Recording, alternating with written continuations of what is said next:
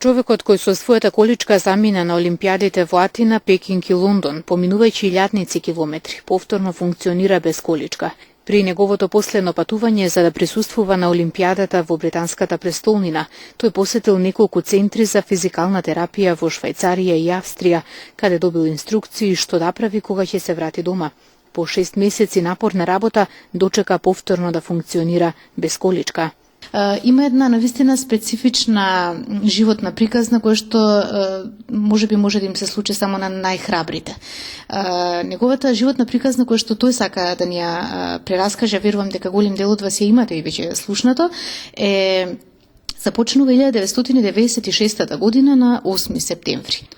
Како што кажавте во најавата, мојата историја започнува во 1996 година на 8 септември, кога во една банална, да речам, сообраќајна незгода, движејќи се јас со моето моторче, најдов на едно возило кое што ми го препречи патот и буквално летнав преку моторот, преку возилото и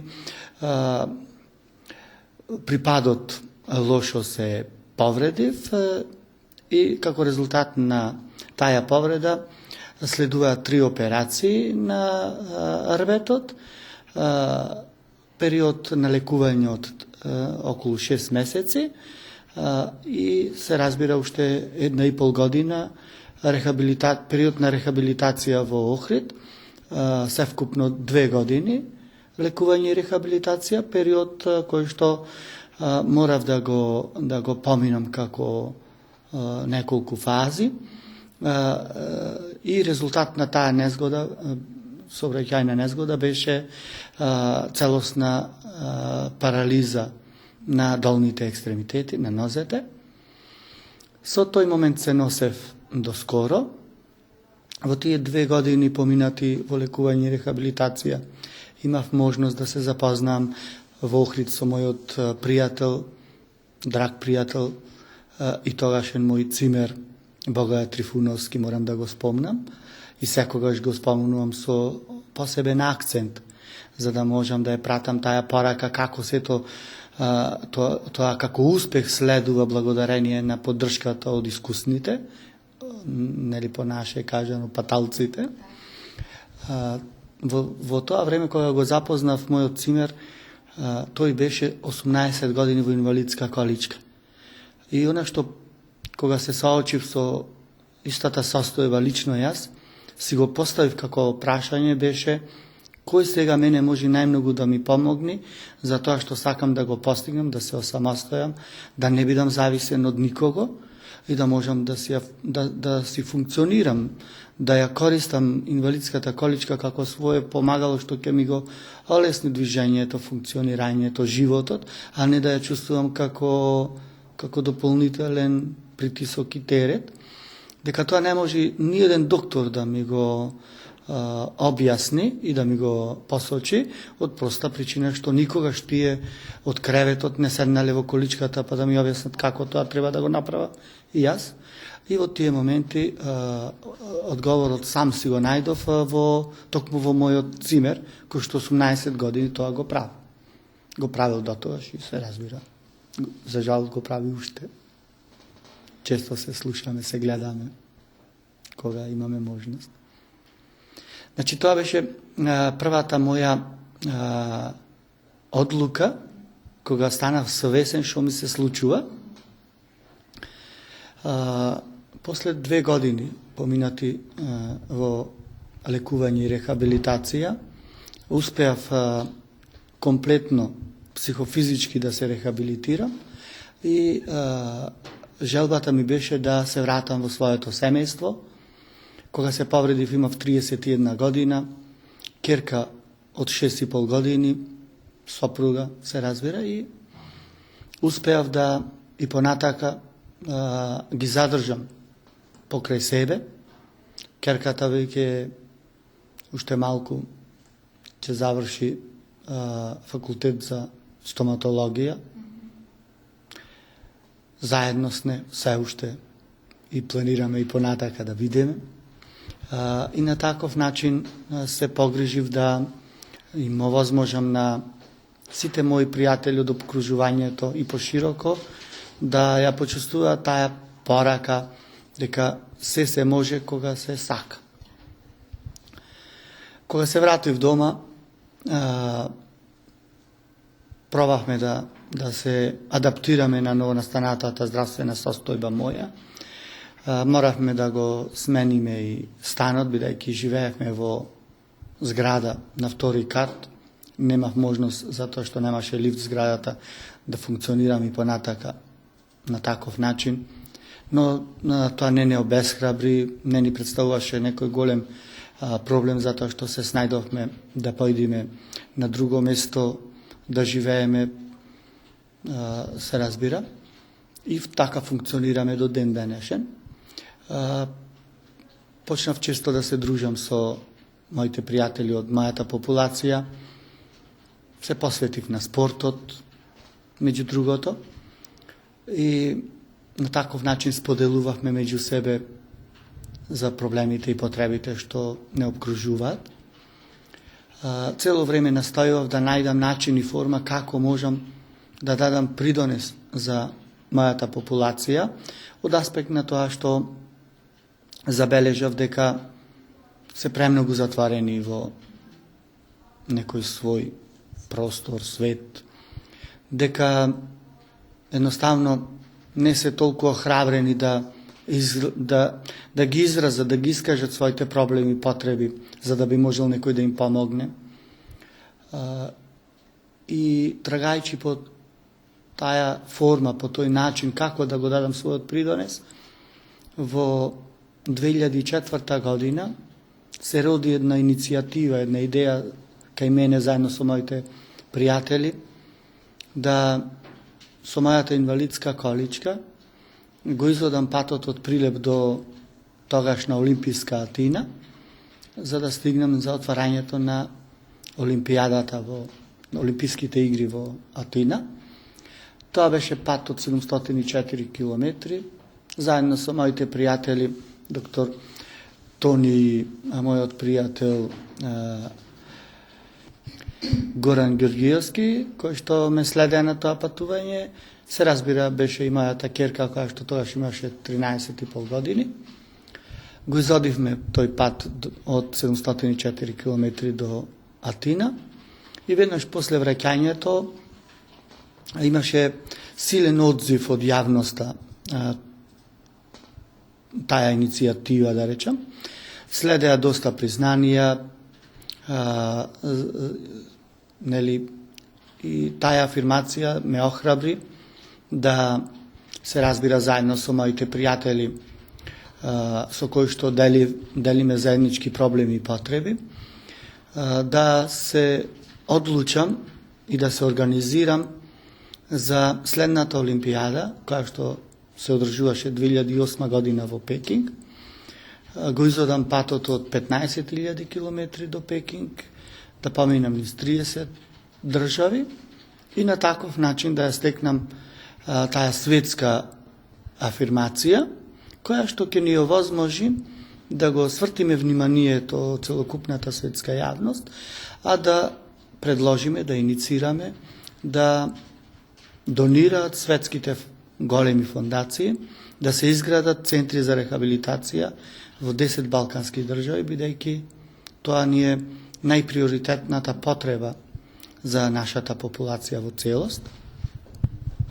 На таков начин сакав јас да истовремено и ги охрабрам останатите да ми се придружат, да бидат доволно силни, да ги искажат своите проблеми и потреби, за да би можел некој да им помогне. На тоа патување за Пекинг поминав 3.500 километри и стигнав до Дамаск, до Сирија, но технички причини, заради необезбедени визи за понатамашното патување, не успеав да го завршам патувањето до Пекинг. Се разбира, моето движење со инвалидската количка по патот беше најлесниот дел од целиот тој настан, од причина што воопшто не ми представуваше проблем просечно дневно да врвам 50 до 70 километри, затоа што имав јасна визија, јасна поставена цел која што ми даваше сила и енергија да не само јас тоа го издржам, него и тој позитивен флуид го пренесам и на мојот тим кој што ме следеше. Бидејќи не продолживме за Пекинг, воопшто тоа не ме обесхрабри да продолжам и понатаму да се стремам за следната Олимпијада да се организирам за Лондон, затоа што олеснителна околност беше токму тоа што патот од тука до Лондон е 3500 километри, колку што поминав до Сирија, до Дамаск, значи воопшто не ми беше проблем да повторно го изодам тој пат. Се разбира, сега за ова патување за Лондон ми беа потребни само евентуално 2 визи. Едната беше Шенген визата низ европските држави и втората виза за Англија. Во меѓувреме се донесе визната либерализација, па остана само една виза да се обезбеди и тоа уште повеќе ме охрабри дека конечно ќе имам можност да присуствувам на отварањето на Олимписките игри во Лондон. Се спремив за тоа патување на 15 март 2012 година. Го започнав тоа патување, тргнав за Лондон. Поминав низ 13 држави и ги поминав тие 3500 километри до Кале, до Ла-Манш. И повторно, од технички причини, заради необезбедена и таа една единствена виза, не го поминав Ла-Манш, да поминам низ Англија до Лондон, но сепак на тоа патување позитивната страна беше што успеав да посетам 3 центри за рехабилитација, врвни центри за рехабилитација, какви што имавме намера, желба, иницијатива да побараме, како што спомнав, да се отворат во 10 балкански држави, и тоа по 3 центри за рехабилитација, такви врвни се потребни во секоја држава. Во тие центри намерата беше да обезбедиме можност да бидат згрижени и оние инвалидизирани лица кои што не може да си дозволат од финансиски аспект приватно да го сносат тој трошок кој што е навистина голем. Затоа целта беше да ги обезбедиме тие центри по пат на донации од светските фондации и да бидат во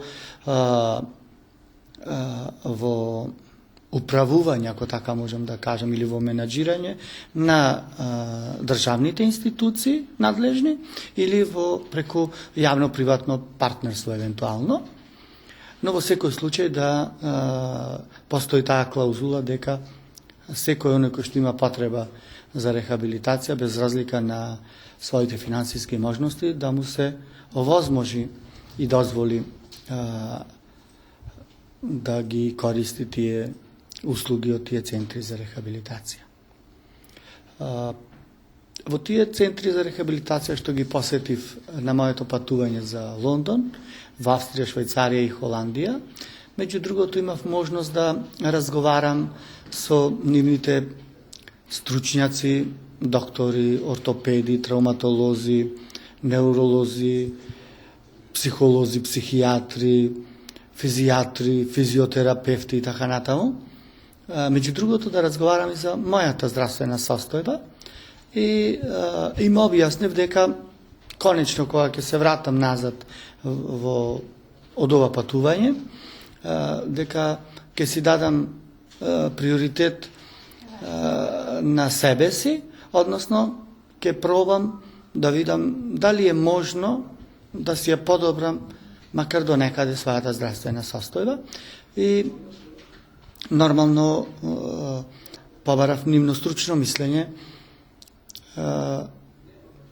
за оние вежби што сакав да ги пробам да ги правам, затоа што апсолутно ништо друго не ми преостануваше освен вежби.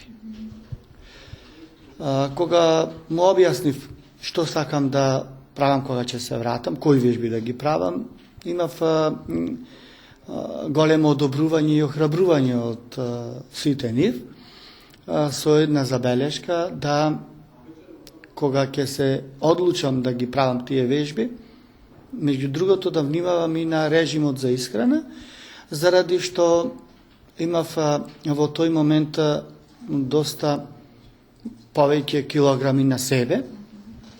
Во тие моменти имав потреба од тој вишок на килограми, но сепак нивно мислење беше дека ако се случи нешто на подобро со мене во подобрување за самата состојба, да би можеле нозете, рбетот да ме издржат, морам да намалам од својата телесна тежина. Кога се вратив назад во својот дом, да речам, во Прилеп, прво што направив беше консултација со моите пријатели доктори во Прилепската болница. Направивме еден систематски преглед, од кој што за моја среќа немав никакви здравствени последици од патувањето, кој што навистина беше доста исцрпувачко. Се случи да во тие 6 месеци од патувањето, 1,5 месец нон-стоп да врни дожд, и тоа навистина интензивен дожд, секојдневно. Се разбира, имаше и денови кога беше многу жешко и така натака. Просекот на километрите што дневно ги врве беше повторно од 50 до 70 километри во денот. Се разбира, имав и други протоколарни активности во градовите што ги посетував. Но кога сето тоа сепак позитивно, без никакви последици се одрази со моето враќање, следно што направив беше консултација со истите тие доктори во врска со режимот за исхрана, односно што ги прашав што смеам, а што не смеам да користам во исхраната.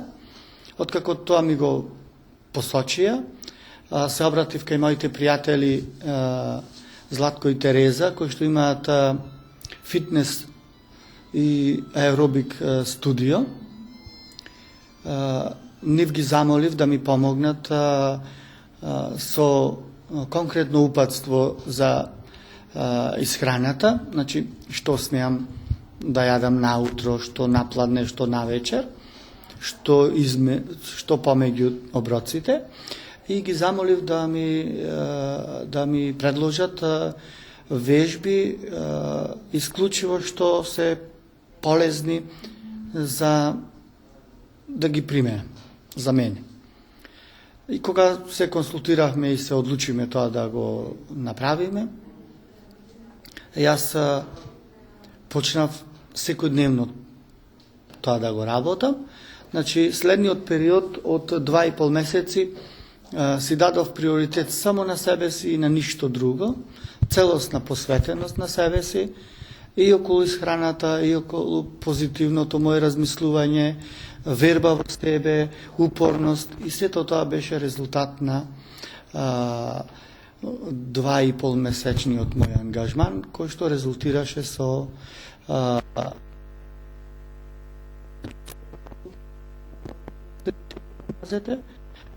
враќање на движењето и можноста да застанам на своите носи. Ете, сега тука ќе ве прекинам. Ме интересира чувството, како беше кога прв пат после толку време, толку перипетија, разочарувања, од една страна, од друга страна успесите, животна судбина која што можеби никогаш и не сте ја предпоставувале дека би ви се случила. Како беше чувството кога прв пат после толку време застанавте на свој носи, кога станавте од количката и можевте да функционирате како и предходно? Значи, тоа беше еден момент кој што ми овозможи само да застанам на своите нозе, без помош, без помагала. Тоа се случи за период од неколку секунди да можам да застанам на своите нозе. Се уште сум во завршна фаза на рехабилитација, каде што ми останува уште, не сум во можност да го пуштам чекорот, но сепак функционирам без количката, со штаките, но токму нозе се фрлам, да речам, за да можам да се движам, не можам да чекорам, но сепак тоа чувство го опишав на неколку наврати и во пишаните и во електронските медиуми, каде што имав можност да гостувам во целост. Значи, секој ден ми се повторуваше, ми се отсликуваше еден од друг. Наутро дома вежбав, значи комплетно масажи, вежби за слабење и така натаму. Напладне, исто дома ги повторував истите активности, истите вежби и одев плюс во теретаната и навечер по трет пат истите вежби дома ги вежбав и по втор пат одев во теретаната. На 3 декември, вечерта кога беше понеделник, кога бев во теретаната и на тие справи каде што вежбав, најнаш почувствував на рбетот некое крцкање, кое што нормално ме исплаши и мене и моите пријатели околу мене што беа, додека се созедов малку, тоа не беше малку, помина скоро половина час, успеав така да се подсредам и се вратив дома и тоа недефинирано чувство на телото ме следеше до саботата утрото, значи цела недела, 5 дена. Тие 5 дена ги поминав најмногу во лежечка положба, не можев да вежбам нити дома, нити во теретаната. Во саботата ми се јавија трпки на нозете и јаки болки, кои што ме следеа во саботата и во неделата, 2 дена. Пробував во тоа време, значи повторно тоа недефинирано чувство, испомешано, значи радост и неизвестност се разбира и така сето тоа, но пробував, бидејќи докторите тоа го повторуваат, да речам за секого, дека првото нешто што треба да пробаме, дали имаме проследување на командите од мозокот до нозете, е да дадеме команда дали ќе го мрднеме палецот од ногата. И тоа го пробував тие 2 дена, но не успеав за жал да го почувствувам тој момент. Утрото во понеделникот тие трпки преминаја во чувство и конечно дадов команда и го мрднав палецот, ги мрднав ногата, другата нога, така полека во кревет додека бев почнав да го пробувам неколку пати и негде околу 9 часот утрото така си замислив, пробав да како што ми е дома креветот, да на една мала табуретка се потпрам со рацете и со горниот дел од телото и да му олеснам на нозете да го кренат задниот дел од мене, нели? И тоа пробување траеше скоро до 12 часот. Мислам дека најмногу во тој момент, во тој период сум се исцрпил себе си со тие напори за да се подигнам благодарение на нозете и ми се случи тоа да успеам да го направам. Повторно недефинирано чувство, повторно нека чувство на среќа, нели, и така натаму. И ми остана уште да пробам дали ќе можам да застанам на носе. Бидејќи забележав дека немам никаков проблем со подигањето на задниот мој дел. Успеав некако да застанам неколку секунди и веќе тоа е едно неопишиво чувство, нели? Крик, солзи, радосници и така натаму. Се уште не бев свесен, мислев дека сонувам се тоа што ми се случува и се сконцентрирав уште еднаш да пробам дали навистина можам да застанам. И исто така неколку секунди застанав, веќе бев свесен дека е се во ред. После се струполив на креветот, исцрпен да се одморам. Откако малку се созедов, сеав на мојот пријател, кој што ме следеше на моите патувања за Пекинг и за Лондон, дојде да споделиме таа радосна вест заедно. И после тоа и сопругата се врати од работа, и со неа споделивме, и веднаш следниот ден појдов во болницата да се консултирам со докторите, со физијатрите. Продолжив со нивни стручни предлози за физикална терапија и нормално ми рекоа да не форсирам со стоењето, затоа што се уште не е навикнато телото, нозете, рбетот да ме крепат, па да не направиме некој поголем проблем. И полека тоа го дозирав. Во тој период ослабев околу некаде 11 килограми за тие 2,5-3 месеци. Некаде во средината на февруари имав можност да стапам во контакт со една книга за здрава исхрана, многу квалитетна.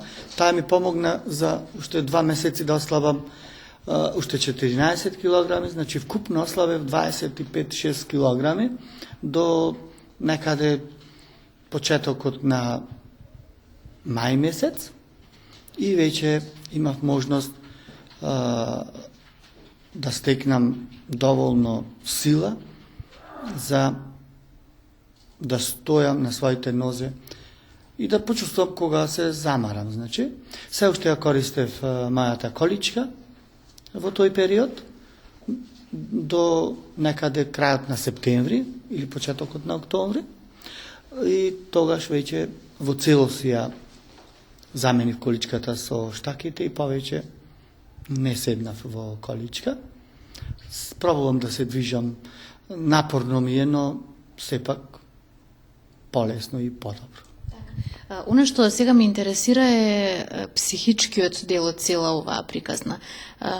Ваков ли бевте претходно, смирен, оптимист, ведар човек, или пак животот ве научи дека треба да се истрае во работите, да се биде храбар, да не се застанува на првата сопка која што животот ќе ни ја донесе?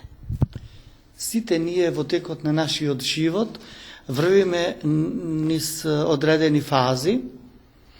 Тие фази се исто потребни за било која активност што ќе ја спроведиме. Во тој момент кога се повредив, од сите овие карактеристики мои што ги наброивте, ја имав само едната карактеристика, а тоа беше упорноста и темпераментот. Сето друго го совладав, го научив во овој период што следеше. Оно што сакам да го потенцираме следното. Мене не ми се случи чудо, затоа што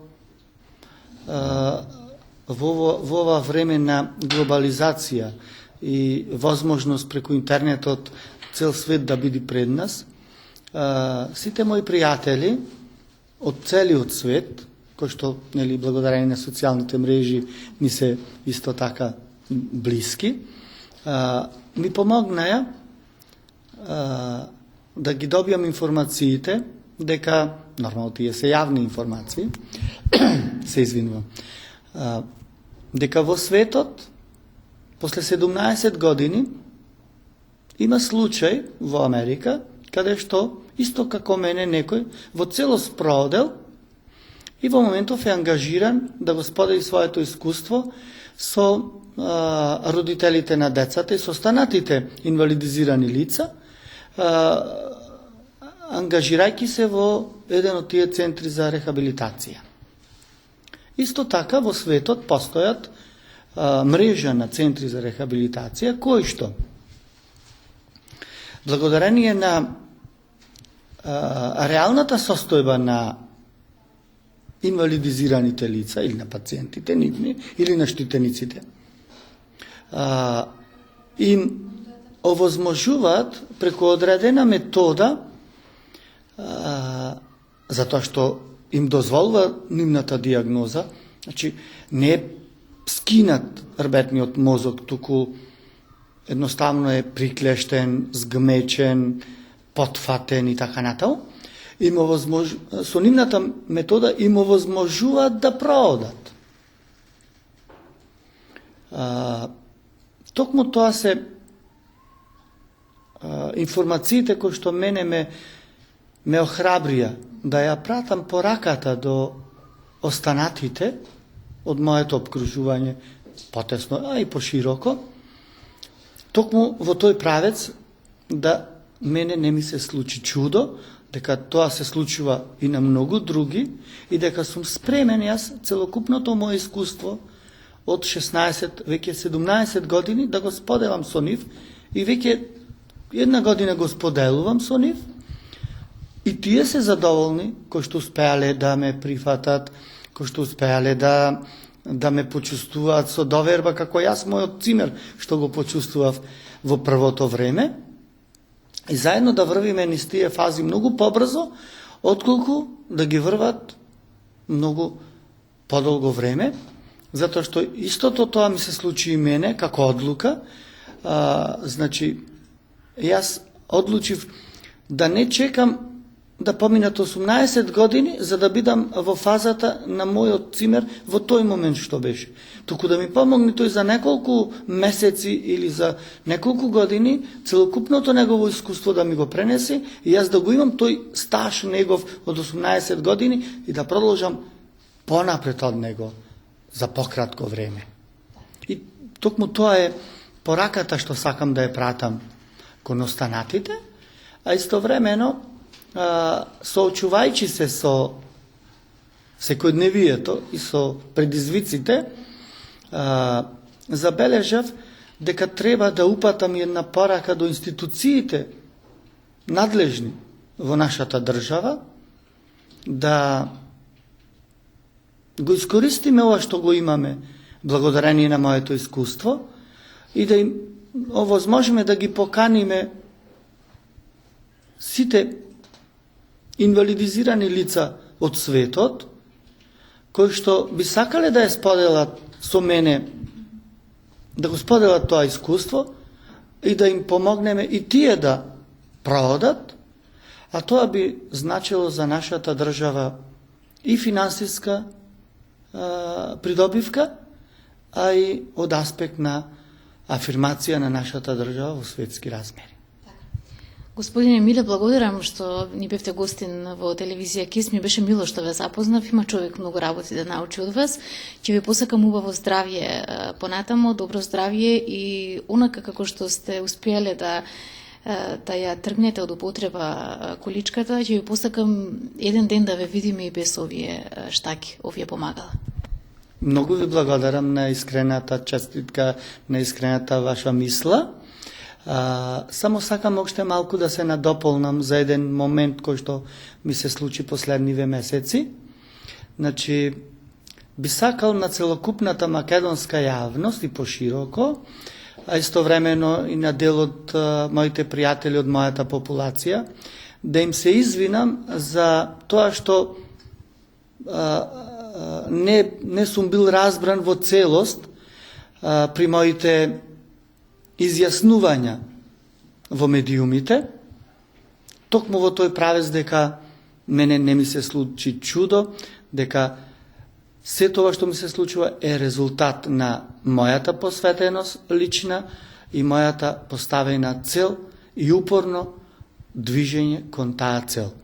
Она што со себе го носам како порака и со оние преку 100 со кои што веќе работам оваа година, е техниката како да се справат пред се со себе си.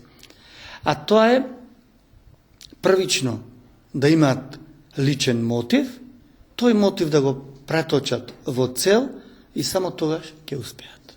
Јас се надевам дека оваа порака ќе стигне до сите оние кои што ве гледаат во овој момент, без разлика дали се соочуваат со некој ваков или сличен проблем. Благодарам уште еднаш. И јас ви благодарам.